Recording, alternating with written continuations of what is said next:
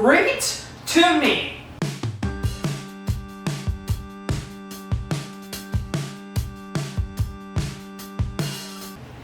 Alright, so there's 104 days of summer vacation, and yet the show has a lot more episodes than that. Wow.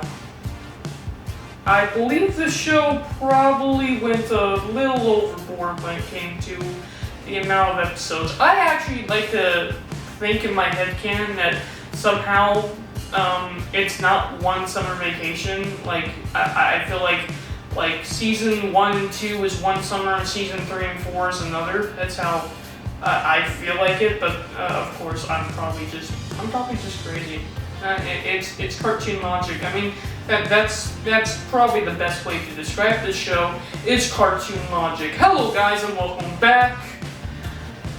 Today we are going to be talking about Phineas and Ferb, and I have to admit this.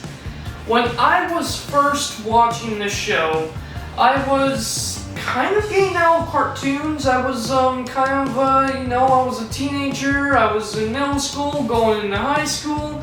I didn't really have time to sit back and watch Saturday cartoons. But you know what? I remember having the feel of old Saturday cartoons, right? I remember the days where I used to sit down and watch shows like SpongeBob, Fairly Odd Parents, and Danny Phantom, and so many more. The Flintstones, so many more. And Phineas and Ferb, actually, it's really funny because as I was growing up, I started, kind of missing the old feel of the old day of cartoons. And I mean, at the time Phineas and Ferb was coming out, we had some really great shows. We had Phineas and Ferb was one of them, but we had Gravity Falls, and there was a couple of others that I really liked, but none of them really captured the magic of old cartoons in the modern era like Phineas and Ferb did. And I feel like that's why Phineas and Ferb ended up becoming such a great success. What made Phineas and Ferb great to me is the fact that the show actually captured that really cartoon feel of the early 2000s, even though the show was coming out in the mid 2000s to, of course, the show kind of, it's actually, when you really think about it, it's actually a very recent show. And it's crazy to think about it because, I mean, it was years ago. It was years ago that this show came out, and the show eventually ended. And wow, the show ended on a really high note, I feel like. And I feel like what was fantastic and great about the show is that it left you all wanting more, but satisfied with what you got. Yes, there are some episodes, just like many episodes, just like, and that's the thing, right? I was kind of worried that Phineas and Ferb was going to be Disney's SpongeBob, and for a little while it basically was. And what I mean by that is, during the beginning seasons, the early seasons were fantastic with its character and art style and interesting stories to tell, as well as lessons to learn and adventures to go on. But I'm telling you what, I was a little worried that this show was never going to end like SpongeBob did and turn into a complete mess and become stale of what it used to be.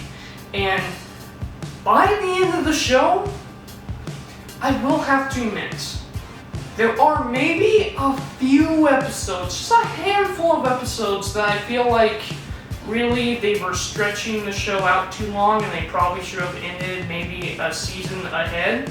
But I have to admit that this show definitely had some of the best ending. And I'm really glad that this show ended the way it did. And also, I really enjoy the episode that they're all grown up as well, as kind of the send-off to the show. I know that wasn't actually the last episode of Phineas and Ferb, but a lot of people think it was, and for good reason. It does really feel like a good wrap-up to the end of the show.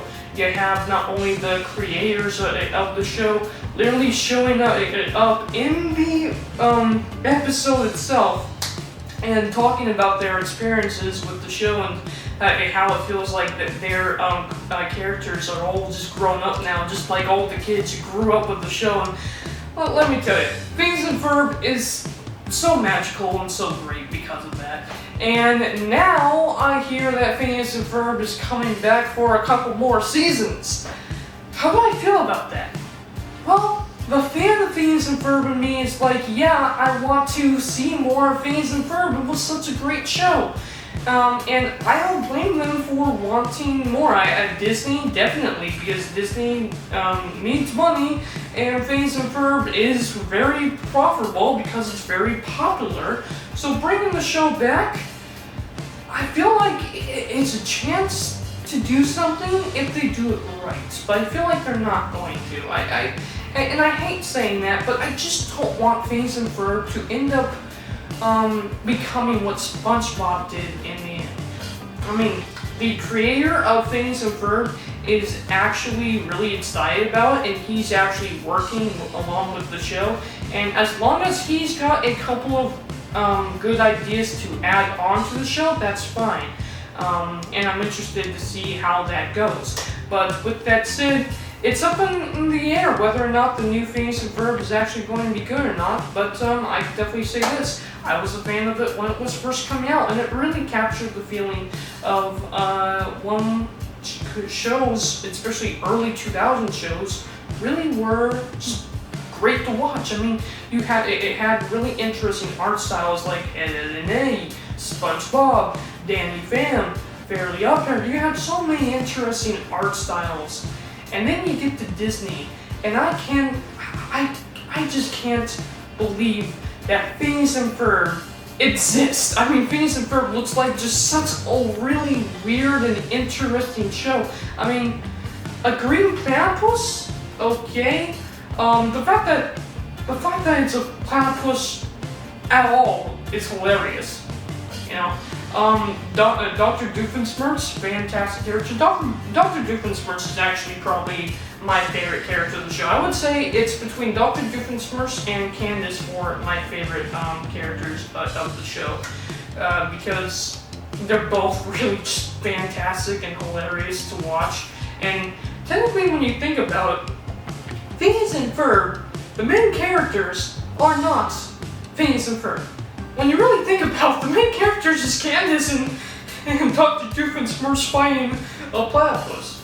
That's hilarious. But it's a really enjoyable show. I definitely have to admit that's one of my absolute favorite episodes of the show actually was Roller Coaster, the musical. I know. Roller Coaster, you thought the first episode is your favorite episode? No, I'm talking about Roller Coaster, the musical, when they redid the Roller Coaster episode, but as a musical. That one was hilarious. Speaking of which, the songs in the show, there are hundreds of episodes when it comes to the show.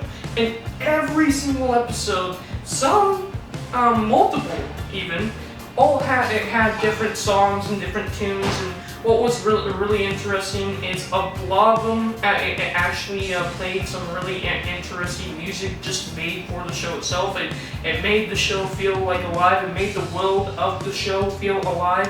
And it's so funny because the tri-state area, it's supposed to be just a small little area, right?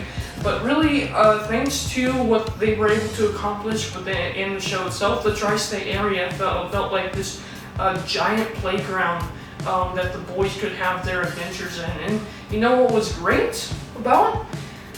Not only did the tri-state area have a lot of character and fun moments within it, but the backyard itself was a character as well within the show. I really enjoyed the whole idea of what Phineas and Ferb could possibly do in their backyard, because you know it's that whole thing of imagination, right?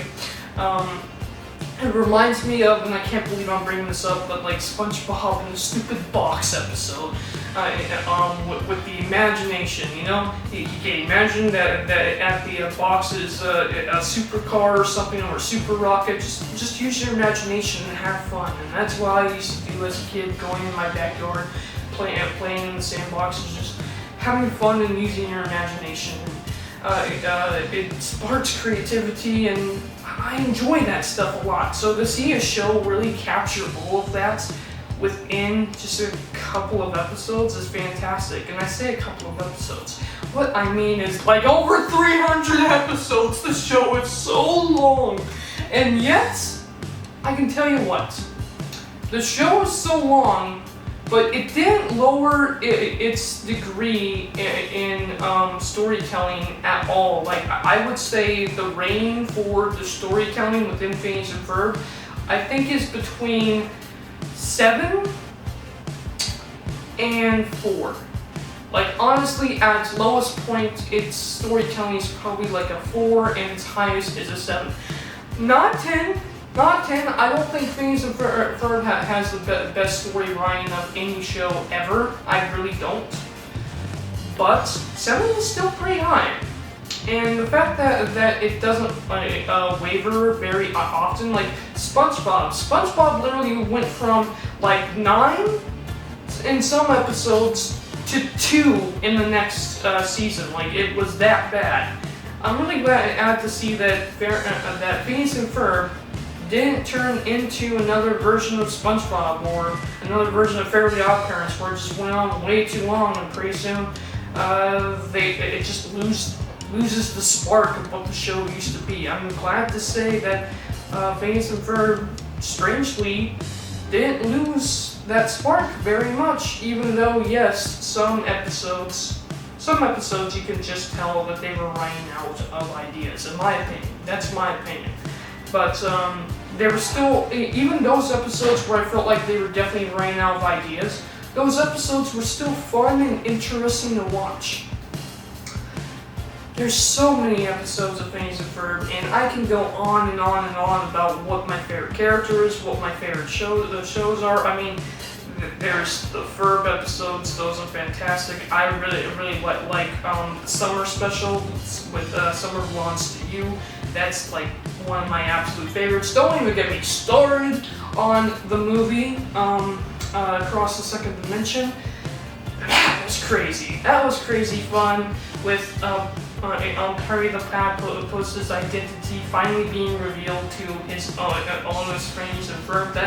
That was great. And actually, some of my favorite episodes are probably the Candace episodes. Like, I still really remember Squirrels in My Pants for some reason. Probably because the song is kind of stuck in my head. Like, out of all of the songs Phineas and Ferb ever played, like Kitchy Kitchy Goo, that one's stuck in my head too. But Squirrels in My Pants is actually the one that gets stuck in my head a lot, and I don't even know why, because there are way better songs in Phineas and Ferb than Squirrels in My Pants. But that was a really funny episode. And there's so many good episodes, and I really like the fact that the show itself, the characters, they also kind of grow throughout the show itself. I mean, yes, it's all supposed to take place all in one summer, but you can really tell that as much as the boys get on the nerves of Candace, she still really cares for them. She is still their sister, and vice versa, actually, which is great. And those moments where they almost break character and really just get down to being a family are some of the best moments as well. Like, does anyone remember when Phineas actually yelled at Candace to get on the trike? It was so out of character for him, but it felt like just the perfect time to do that. It was so much fun, and there's so many other characters within Phineas and Ferb too that I have a blast with. But with that said, again, I could go on and on about the show, and we probably will when we go live. Yes, tomorrow I'm going to be going live with a couple of friends of mine and talking about the show, what made the show great to them, as well as probably get into a lot more episodes, because I'm telling you, there's a lot of episodes to talk. Well, another one of my favorite that just popped up in my head is Candace on Mars. You know what? Seriously, some of my favorite episodes of Phineas and Ferb end up being the Candace episodes, or the Dr. Doofenshmirtz episodes. Usually the Candace episodes are just fantastic. I really enjoy those. Candace on Mars is another great one. Yeah, I will be talking more about that on my live stream tomorrow. I hope you guys look forward to that. And with that said, another poll will be open very soon. You guys can go vote for what we review next in my series of what made it great, and I hope you guys look forward to the live stream where I grab a couple of friends of mine and we talk Phineas and Ferb for we're probably gonna end up talking about it for 2 hours straight, because there's so much with this show and it's so much fun, and like one of the best things as well. If you can't tell, I'm a Star Wars fan, and the Star Wars Phineas and Ferb parody was like the perfect parody, because unlike a lot of other parodies, you could almost see the Phineas and Ferb characters as background characters of the Star Wars universe, and I think it just merged so much better than a lot of other parodies do with Star Wars. I thought it was tons of fun. Again, I'm going on and on. I'm sorry. Thank you guys for watching. I'm gonna shut up. I'm gonna stop blabbering. Goodbye. I'm out.